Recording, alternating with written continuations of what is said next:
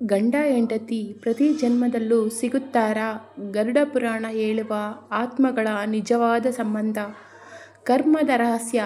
ನಮಸ್ಕಾರ ಸ್ನೇಹಿತರೆ, ಈ ಲೋಕದಲ್ಲಿ ಪ್ರತಿಯೊಬ್ಬರ ಮನಸ್ಸಿನಲ್ಲಿ ಮೂಡುವ ಒಂದು ಪ್ರಶ್ನೆ ಎಂದರೆ ಗಂಡ ಹೆಂಡತಿ ಎಂಬ ಸಂಬಂಧ ಈ ಜನ್ಮಕ್ಕೆ ಮಾತ್ರ ಸೀಮಿತವೇ, ಅಥವಾ ಮುಂದಿನ ಜನ್ಮದಲ್ಲಿಯೂ ಅದೇ ವ್ಯಕ್ತಿ ಮತ್ತೆ ನಮ್ಮ ಜೀವನಕ್ಕೆ ಬರುತ್ತಾರಾ? ಒಬ್ಬರನ್ನು ಮೊದಲ ಬಾರಿ ನೋಡಿದರೂ ವರ್ಷಗಳ ಪರಿಚಯವಿರುವಂತೆ ಅನಿಸುವುದು ಏಕೆ? ಕೆಲವರು ಕೆಲವೇ ದಿನಗಳಲ್ಲಿ ತುಂಬ ಆತ್ಮೀಯರಾಗುತ್ತಾರೆ, ಮತ್ತೆ ಕೆಲವರು ಜೀವನ ಪೂರ್ತಿ ಜೊತೆಯಲ್ಲಿದ್ದರೂ ಮನಸ್ಸು ಒಂದಾಗುವುದಿಲ್ಲ. ಇದರ ಹಿಂದೆ ಕರ್ಮದ ಸಂಬಂಧ ಇದೆಯೇ? ಇಂದಿನ ವಿಡಿಯೋದಲ್ಲಿ ಗರುಡ ಪುರಾಣದಲ್ಲಿ ಹೇಳಿರುವ ಆತ್ಮ, ಕರ್ಮ ಮತ್ತು ಪುನರ್ಜನ್ಮದ ವಿಚಾರಗಳನ್ನು ಆಧರಿಸಿ ಈ ಪ್ರಶ್ನೆಗೆ ಉತ್ತರ ಹುಡುಕೋಣ. ಆತ್ಮ ಎಂದಿಗೂ ನಾಶವಾಗುವುದಿಲ್ಲ. ಗರುಡ ಪುರಾಣದ ಪ್ರಕಾರ ದೇಹವು ನಾಶವಾಗುತ್ತದೆ, ಆದರೆ ಆತ್ಮವು ನಾಶವಾಗುವುದಿಲ್ಲ. ಒಬ್ಬ ವ್ಯಕ್ತಿ ಮರಣ ಹೊಂದಿದ ನಂತರ ಅವನ ಕರ್ಮದ ಆಧಾರದ ಮೇಲೆ ಮುಂದಿನ ಪ್ರಯಾಣ ಆರಂಭವಾಗುತ್ತದೆ. ಮಾಡಿದ ಪುಣ್ಯ ಮತ್ತು ಪಾಪದ ಫಲವನ್ನು ಅನುಭವಿಸಿದ ಬಳಿಕ ಆತ್ಮ ಮತ್ತೆ ಹೊಸ ಜನ್ಮ ಪಡೆಯುತ್ತದೆ. ಹೀಗಾಗಿ ಬದಲಾಗುವುದು ದೇಹ ಮಾತ್ರ. ಆತ್ಮ ತನ್ನ ಕರ್ಮದ ಸಂಸ್ಕಾರಗಳನ್ನು ಹೊತ್ತು ಸಾಗುತ್ತದೆ. ಗಂಡ ಹೆಂಡತಿ ಸಂಬಂಧ ಹೇಗೆ ಉಂಟಾಗುತ್ತದೆ?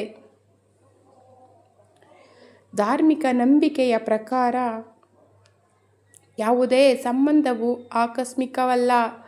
ಗಂಡ ಹೆಂಡತಿ ಸಂಬಂಧವು ಹಿಂದಿನ ಕರ್ಮದ ಬಂಧದಿಂದಲೇ ರೂಪುಗೊಳ್ಳುತ್ತದೆ ಎಂದು ಅನೇಕ ಧಾರ್ಮಿಕ ಗ್ರಂಥಗಳು ವಿವರಿಸುತ್ತವೆ. ಪ್ರೀತಿ, ಸೇವೆ, ತ್ಯಾಗ, ಜವಾಬ್ದಾರಿ, ಸಾಲ, ವಾಗ್ದಾನ ಇವೆಲ್ಲವೂ ಕರ್ಮಬಂಧದ ಭಾಗಗಳಾಗಿರಬಹುದು. ಪ್ರತಿ ಜನ್ಮದಲ್ಲೂ ಅದೇ ಗಂಡ ಹೆಂಡತಿ ಸಿಗುತ್ತಾರಾ? ಇಲ್ಲಿ ಅತ್ಯಂತ ಮುಖ್ಯವಾದ ವಿಷಯ, ಗರುಡ ಪುರಾಣದಲ್ಲಿ ಅದೇ ಗಂಡ ಹೆಂಡತಿ ಪ್ರತಿಯೊಂದು ಜನ್ಮದಲ್ಲೂ ಮತ್ತೆ ಸೇರುತ್ತಾರೆ ಎಂದು ಸ್ಪಷ್ಟವಾಗಿ ಹೇಳಿಲ್ಲ. ಆದರೆ ಕರ್ಮದ ಬಂಧ ಉಳಿದಿದ್ದರೆ ಆತ್ಮಗಳು ಮತ್ತೆ ಭೇಟಿಯಾಗಬಹುದು ಎಂಬ ಧಾರ್ಮಿಕ ನಂಬಿಕೆ ಇದೆ.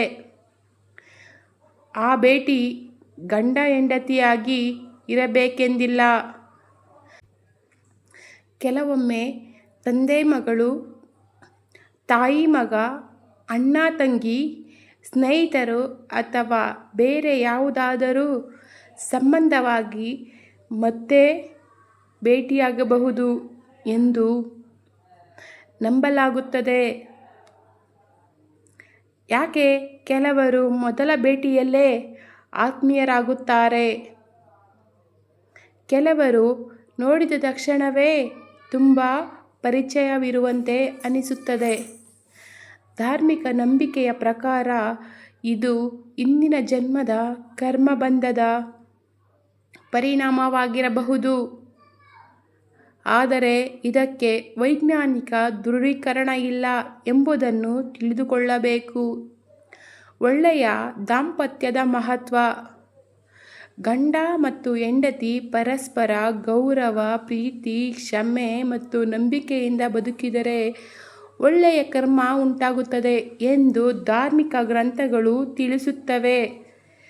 ದ್ವೇಷ, ಮೋಸ, ಹಿಂಸೆ ಮತ್ತು ಅನ್ಯಾಯವು ಕೆಟ್ಟ ಕರ್ಮಕ್ಕೆ ಕಾರಣವಾಗುತ್ತದೆ ಎಂದು ಹೇಳಲಾಗಿದೆ. ಜೀವನಕ್ಕೆ ಪಾಠ. ನಮಗೆ ಮುಂದಿನ ಜನ್ಮದಲ್ಲಿ ಯಾರು ಸಿಗುತ್ತಾರೆ ಎಂಬುದನ್ನು ತಿಳಿಯಲು ಸಾಧ್ಯವಿಲ್ಲ. ಆದರೆ ಈ ಜನ್ಮದಲ್ಲಿ ನಮ್ಮ ಸಂಬಂಧಗಳನ್ನು ಪ್ರೀತಿ, ಸತ್ಯ ಮತ್ತು ಧರ್ಮದ ಮಾರ್ಗದಲ್ಲಿ ಕಾಪಾಡಿಕೊಳ್ಳುವುದು ನಮ್ಮ ಕೈಯಲ್ಲಿದೆ. ಒಳ್ಳೆಯ ಕರ್ಮವೇ ಭವಿಷ್ಯದ ಉತ್ತಮ ಫಲಕ್ಕೆ ಕಾರಣವಾಗುತ್ತದೆ ಎಂದು ಧಾರ್ಮಿಕ ಪರಂಪರೆ ಒತ್ತಿ ಹೇಳುತ್ತದೆ. ಹೀಗಾಗಿ ಸ್ನೇಹಿತರೆ, ಗರುಡ ಪುರಾಣದ ಪ್ರಕಾರ ಆತ್ಮ ಅಮರ, ಕರ್ಮದ ಫಲ ಆತ್ಮದೊಂದಿಗೆ ಸಾಗುತ್ತದೆ. ಆದರೆ ಅದೇ ಗಂಡ ಹೆಂಡತಿ ಪ್ರತಿಯೊಂದು ಜನ್ಮದಲ್ಲೂ ಮತ್ತೆ ಸೇರುತ್ತಾರೆ ಎಂದು ಗರುಡ ಪುರಾಣ ಸ್ಪಷ್ಟವಾಗಿ ಹೇಳುವುದಿಲ್ಲ. ಕರ್ಮ ಬಂಧದ ಕಾರಣ ಆತ್ಮಗಳು ಮತ್ತೆ ಭೇಟಿಯಾಗಬಹುದು ಎಂಬುದು ಧಾರ್ಮಿಕ ನಂಬಿಕೆ. ನಮ್ಮ ಜೀವನದಲ್ಲಿ ಸಿಕ್ಕಿರುವ ಪ್ರತಿಯೊಂದು ಸಂಬಂಧವನ್ನು ಗೌರವದಿಂದ ನಡೆಸಿಕೊಂಡು ಒಳ್ಳೆಯ ಕರ್ಮ ಮಾಡುವುದು ಮುಖ್ಯ. ಈ ವಿಡಿಯೋ ನಿಮಗೆ ಇಷ್ಟವಾದರೆ ಲೈಕ್ ಮಾಡಿ, ಶೇರ್ ಮಾಡಿ, ನಿಮ್ಮ ಅಭಿಪ್ರಾಯವನ್ನು ಕಾಮೆಂಟ್ನಲ್ಲಿ ತಿಳಿಸಿ ಮತ್ತು ಇಂತಹ ಧಾರ್ಮಿಕ ಹಾಗೂ ಆಧ್ಯಾತ್ಮಿಕ ವಿಡಿಯೋಗಳಿಗಾಗಿ ನಮ್ಮ ಶಿವಲೋಕ ಚಾನಲನ್ನು ಸಬ್ಸ್ಕ್ರೈಬ್ ಮಾಡೋದನ್ನು ದಯವಿಟ್ಟು ಮರಿಬೇಡಿ. ತಮ್ಮ ಅಮೂಲ್ಯವಾದ ಸಮಯವನ್ನು ನೀಡಿದ್ದಕ್ಕೆ ತುಂಬ ಹೃದಯದ ಧನ್ಯವಾದಗಳು.